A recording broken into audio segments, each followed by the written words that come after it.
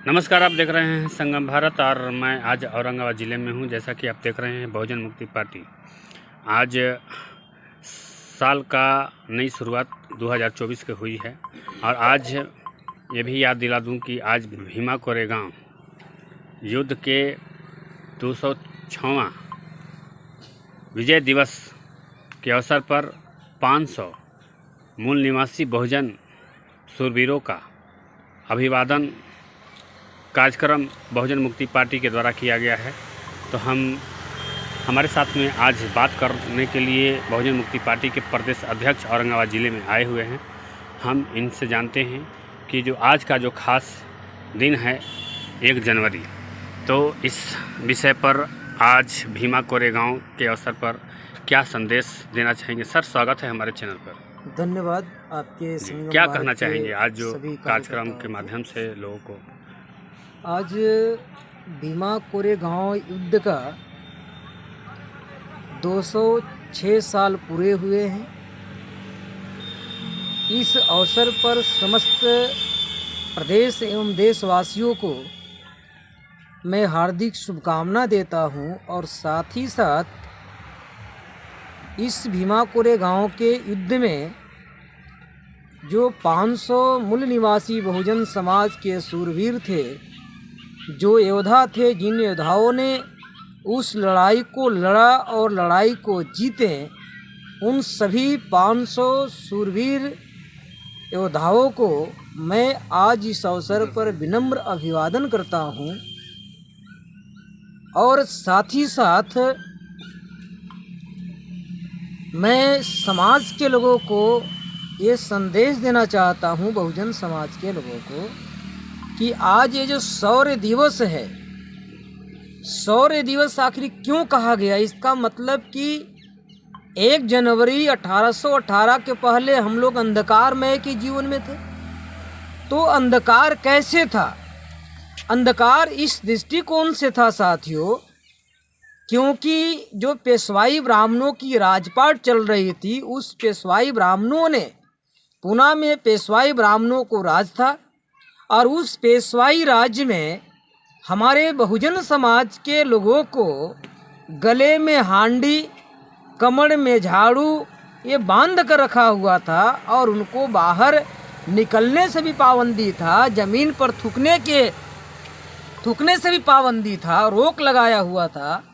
इसलिए थूकने के लिए उनके गले में हांडी, और जब वो चलता था तो उसका पैरों के छाप नहीं उगना चाहिए, इसके लिए कमर में झाड़ू बांधा था कि उसका मिटना चाहिए, पैर का छाप निशान दिखाई नहीं देना चाहिए, इसलिए वो रखा हुआ था।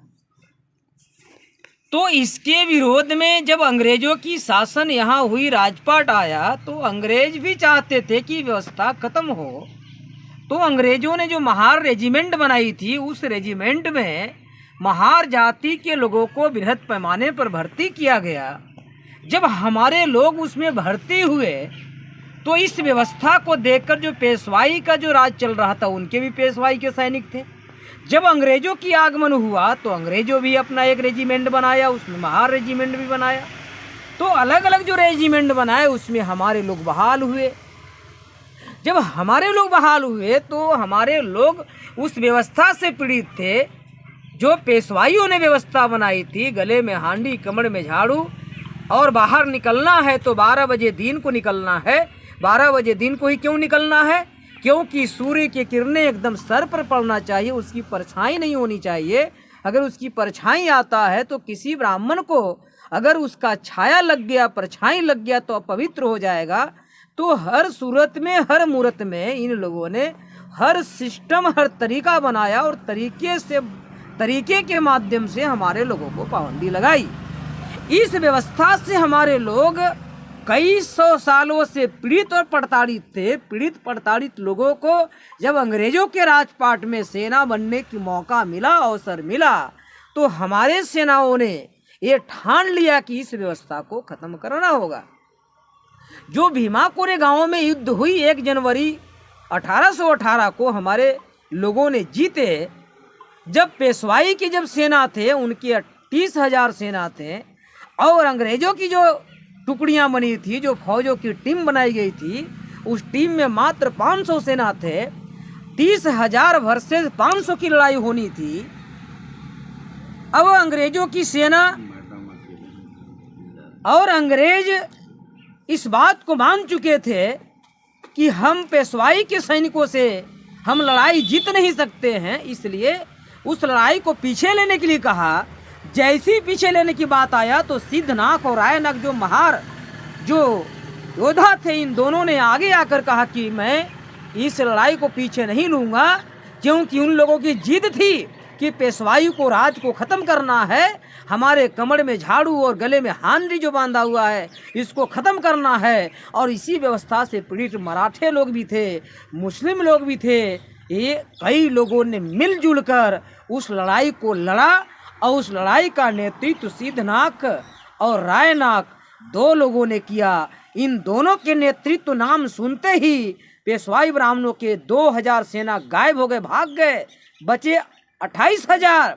28,000 में सिद्धनाथ जो हैं, सिद्धनाथ की जो तलवार था, वो तलवार से एक बार जब ऐसे भानता था तो जैसा इतिहासकारों ने बताया कि 56 लोग एक लाइन से कटते थे। इतना बड़ा तलवार वो सिद्धनाथ और रायनाथ चलाते थे। इसलिए कहावत बनी साथियों कि 56 इंच का सीना है। जो मोदी बोलते हैं 56 इंच का, वो 56 इंच का नहीं है, लेकिन हमारे योद्धाओं ने वो 56 इंच का सीना सिद्ध कर दिया कि एक बार जब तलवार चलाते थे तो 56 लोग काटते थे, 56 लोग मारे जाते थे। वहाँ से आया कहावत बनकर कि 56 इंच। तो ये सिद्धनाथ और रायनाथ ने इस लड़ाई को लड़ा, और लड़ा ही नहीं बल्कि 1 जनवरी 1818 को उस लड़ाई को हमारे सूरवीरों ने जीता। और जीतते ही हमारे कमर में झाड़ू और गले में जो हांडी बंधा हुआ था, वो हांडी और झाड़ू हमारे गले से, कमर से निकल गए। निकलने के बाद हमारे लोगों ने आज़ाद हुए। आज़ाद होने के बाद उन सूरवीरों के इतिहास में अंग्रेजों ने भीमा कोरेगांव में, भीमा नाम के नदी है, कोरेगांव के नाम से गांव बसा हुआ है, उसी तट पर युद्ध हुई थी। इसी युद्ध को नाम दिया गया भीमा कोरेगांव। वहाँ पर स्तंभ बनाया गया, और उस स्तंभ को बनाने के बाद जो बाबा साहब अम्बेडकर सार्वजनिक जीवन में आए, तो प्रत्येक वर्ष 1 जनवरी 1818 को बाबा साहब अम्बेडकर उन 500 सूरवीरों को सैल्यूट करने के लिए जाते थे। वहाँ से इतिहास शुरू हुआ। तो बाबा साहब अम्बेडकर के समय में, जमाने में जितना बता सकते थे उन्होंने बताया। फिर बाबा साहब अम्बेडकर हमारे बीच में नहीं रहे। काशीराम साहब आए, काशीराम साहब जाकर वहाँ सैल्यूट करने लगे। फिर काशीराम साहब ने बताया, और आज के तारीख में काशीराम साहब हमारे बीच में नहीं हैं। आदरणीय वामन विश्राम साहब, मूल निवासियों के महानायक, वो वहाँ पर गए, और जाने के बाद वहाँ से इतिहास का शुरुआत किया गया। सोशल मीडिया के माध्यम से पूरे देश और विदेश के लोगों को बताया। और वहाँ 200 साल होने की अवसर पर विश्राम साहब के नेतृत्व में भारत मुक्ति मोर्चा के माध्यम से बहुत बड़ा, लाखों की एक बहुत बड़े कार्यक्रम किए गए, जहाँ देश भर से लोग, लगभग 32-33 के राज्य के लोग वहाँ गए थे। वहाँ से पूरे देश भर में विश्राम साहब ने मैसेज भेज दिया कि यहाँ हमारी लड़ाई हुई थी, हम लोग यहाँ से युद्ध जीते थे। तो इस प्रकार से जो इतिहास के पन्नों में लिखे हुए थे, वो दबाए गए हुए थे। उस दबे हुए चीज़ों को आदरणीय वामन विश्राम साहब ने बाबा साहब अम्बेडकर के नक्शे कदम पर चलते हुए, काशीराम साहब के नक्शे कदम पर चलते हुए उसको पूरे देश में फैलाने की काम किया। और आज देश में ही नहीं, पूरी दुनिया में जा चुकी है मैसेज कि यहाँ पर युद्ध हुआ था। 500 मूल निवासी बहुजन समाज के सूरवीरों ने 28,000 लोगों के कत्लेआम वो शहीद किया था, कत्ल किया था। कत्ल करने के पीछे वो दुर्भावना नहीं था, सद्भावना था, क्योंकि हमारे लोग उस ब्राह्मणवादी व्यवस्था से पीड़ित थे। इस प्रकार से साथियों, ये भीमा कोरेगांव का इतिहास है। तो इसलिए जो अंधकार था, अंधकार हुआ। अंधकार को ख़त्म करके 1 जनवरी 1818 को जब अंधकार खत्म हुआ तो शौर्य आया, मतलब उजाला आया। उस उजाला को एक नाम दिया गया शौर्य दिवस। आज औरंगाबाद बहुजन मुक्ति पार्टी के टीम के लोगों ने उसी शौर्य दिवस के अवसर पर आज ये कार्यक्रम के आयोजित किए। हमारे जिला अध्यक्ष महोदय माननीय सुरेंद्र राम जी और विधानसभा के पूर्व प्रत्याशी हमारे चुनाव लड़ चुके वर्मा जी, इन्होंने हमारे संगठन के लिए जमीन भी दान किया है। तो इन सभी लोगों ने मिलजुल कर एक कार्यक्रम का आयोजन किया और आज जो लोग पिकनिक मनाने के कार्यक्रम मनाते थे, मटन चिकन डे के कार्यक्रम मनाते रहते थे, वैसा ना करते हुए सारे कार्यकर्ताओं को इकट्ठा करके आज शौर्य दिवस हम क्यों मनाते हैं, शौर्य दिवस क्यों जरूरी है, शौर्य दिवस का शुरुआत कैसे हुआ, किसके लिए किया गया, आज यहाँ पर व्याख्यान किया गया और सभी लोगों को बताया गया और सभी लोगों ने सुना समझा। अपने अपने गाँव में जाकर प्रचार प्रसार करेंगे, ज़्यादा से ज़्यादा लोगों में ये मैसेज जाने लगेगी और आज जा ही रही है। इसलिए साथियों ये बात काफ़ी आगे बढ़ रहा है। आने वाले समय में जो लोग परिपाटी बना लिए थे 1 जनवरी मतलब आज एंजॉय करने का दिन है, आज हम लोगों ने तरीका में बदलाव किया।